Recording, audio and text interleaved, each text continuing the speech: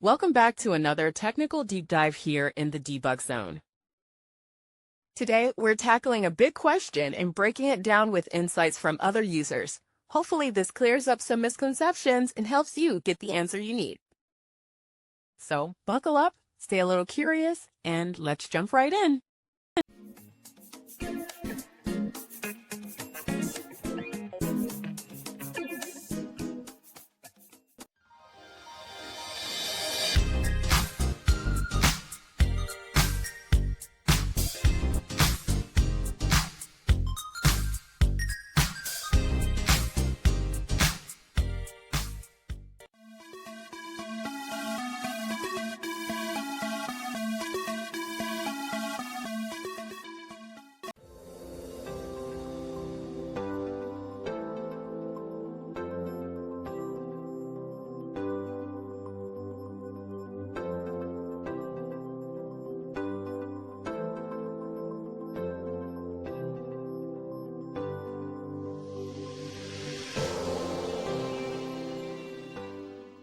And that's a wrap.